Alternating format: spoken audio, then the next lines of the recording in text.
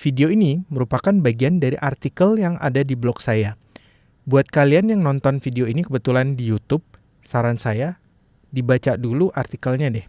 Karena kalau kalian nggak baca artikelnya, takutnya nanti kalian masuk ke sini langsung bingung gitu. Karena saya tidak akan menjelaskan arti-artinya, kita akan langsung menonton cuplikan adegan yang saya ambil dari adegan film. Jadi kita akan membahas kosakatanya, tapi arti katanya itu udah ada di artikel. Jadi kalau kalian baca artikelnya itu ada bagian dari situ gitu. Oke, yuk kita langsung aja lihat ke layarnya kalau begitu. Ini jadi di sini filmnya ini dari film Jumanji Welcome to the Jungle. Oke, terus di sini ada artikelnya. Artikelnya menuju artikelnya saya berikan di kotak deskripsi ya. Jadi kalian klik aja dulu. Buat kalian yang nggak nonton, nanti contoh-contoh stick together. Ini penjelasannya di atas ini. Oke, terus kemudian saya menjelaskan arti phrasal verb stick together. Terus kemudian contoh-contohnya baru kita langsung masuk ke sini. Makanya saya bilang ini merupakan bagian dari artikel yang ada di blog saya. Oke, kita langsung aja ya lihat di sini nih cuplikan adegannya gini. Jadi kalau Jumanji ini kan filmnya tentang 4 orang anak SMA gitu yang kemudian mereka dihukum karena mereka dihukum di sekolahnya gitu. Terus kemudian mereka dihukum suruh ngebersihin ruangan. Di ruangan itu ternyata pada akhirnya mereka menemukan sebuah game yang terus mereka ikutan coba mainin, mereka malah masuk ke game itu gitu. Dan jadi karakter-karakter yang mereka mainkan di video game itu gitu. Oke, yuk langsung aja kita tonton di sini. I don't want to die in Jumanji. I don't want to die in Jumanji. I don't want to die in Jumanji. Kalau kita lihat di sini, don't itu singkatan dari do not.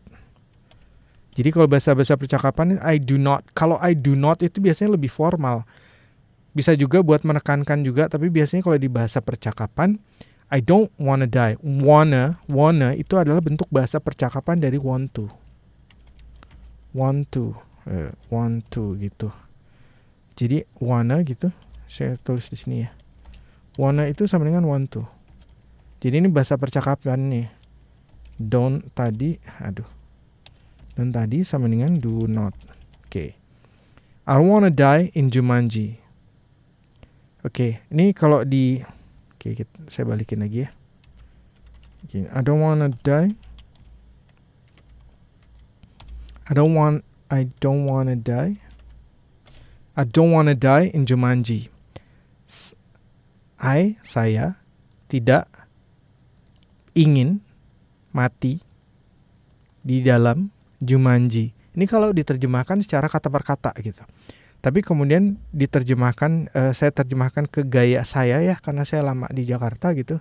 Biasa pakai gua lu gitu. Dan kebetulan ini percakapan antar teman. Jadi kalau saya menerjemahkan dari adegan film atau dari apapun, itu biasanya saya melihat situasinya dulu. Obrolannya sama siapa? Kalau misalnya obrolan sama teman, karena saya lama di Jakarta, biasanya kalau di Jakarta kita pakai gua lu gitu. Antara teman ya. Tapi kalau antara mahasiswa dengan dosen itu nggak mungkin saya akan menerjemahkannya dengan gua lu gitu.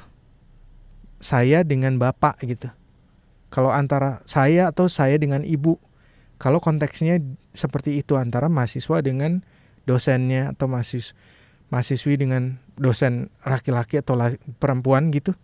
Jadi kita lihat dulu.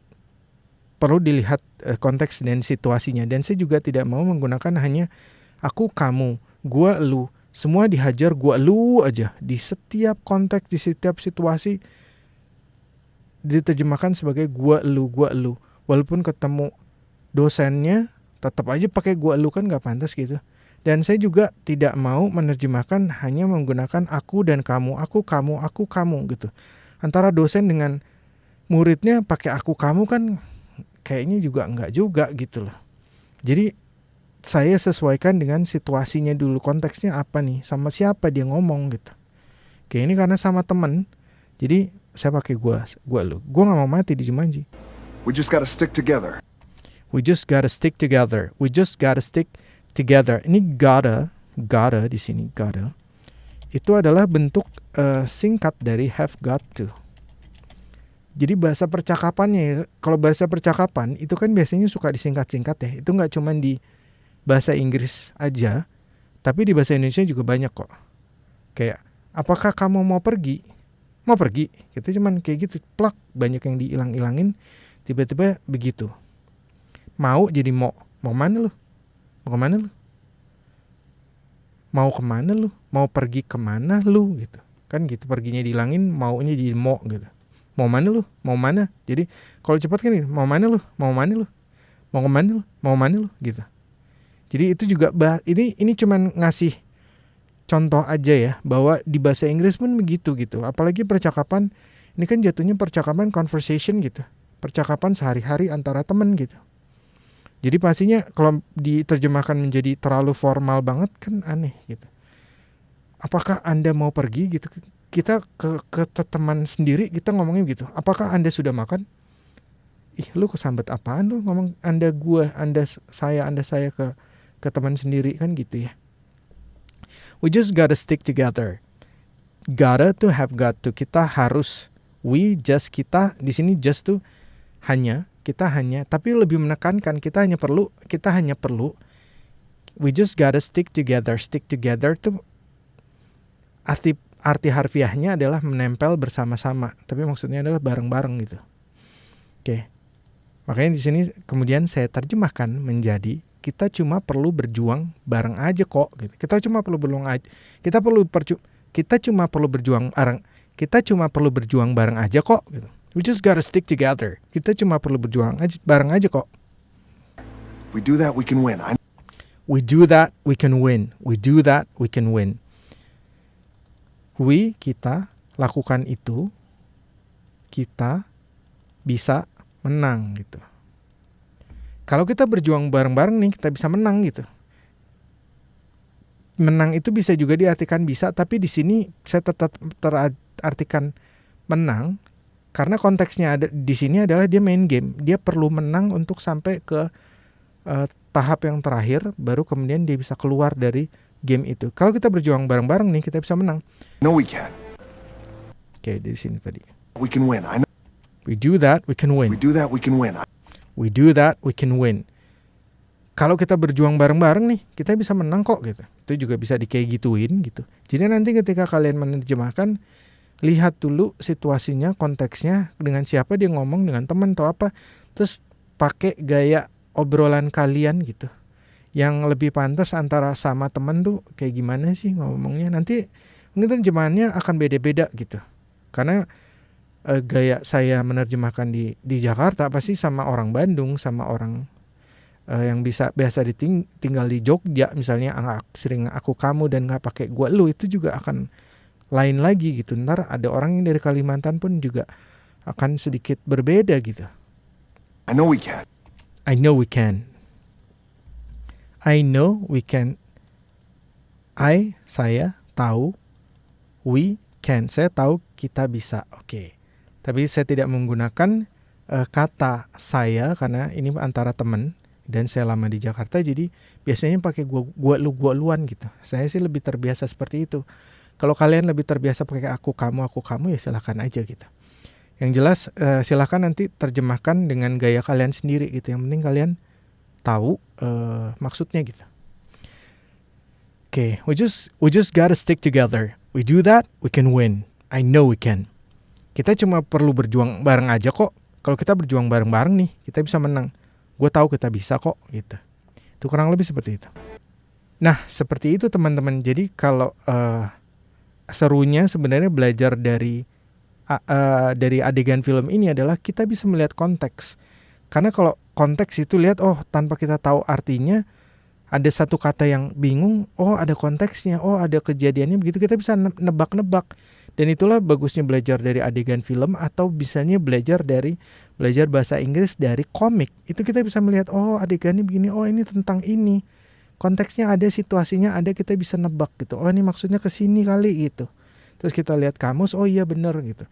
Karena kata-kata itu kan berdasarkan konteks, itu juga artinya bisa beda-beda. Dan itu pun terjadi di bahasa Indonesia. Contoh misalnya kata pegang.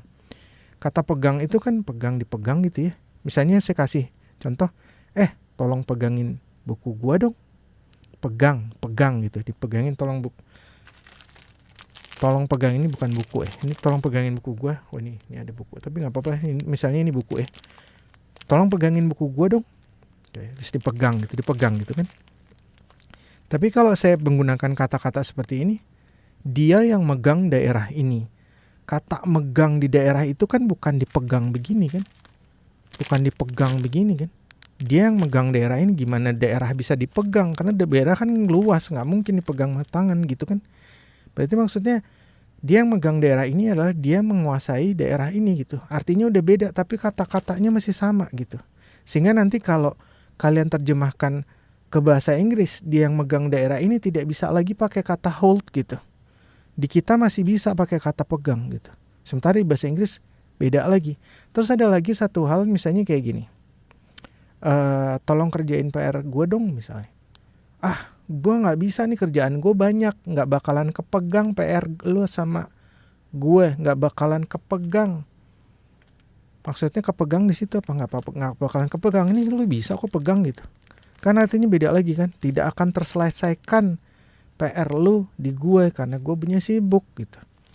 Jadi dari situ aja kita menggunakan kata pegang di hal yang berbeda, tapi kita udah tahu artinya beda gitu. Nah, ketika kita menerjemahkan ke dalam bahasa Inggris, itu kita mesti tahu dulu nih kata pegang yang di sini tuh maksudnya apa sih? Ini kata pegang yang di sini maksudnya apa? Kata pegang yang di sini maksudnya apa? Kita tidak bisa menyamakan dengan menggunakan kata hold di 3 situasi itu gitu. Oke?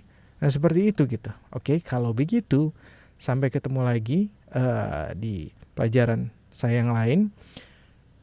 Mampir aja terus di blog saya, dan kalau kalian mau subscribe di YouTube channel saya, terima kasih banyak.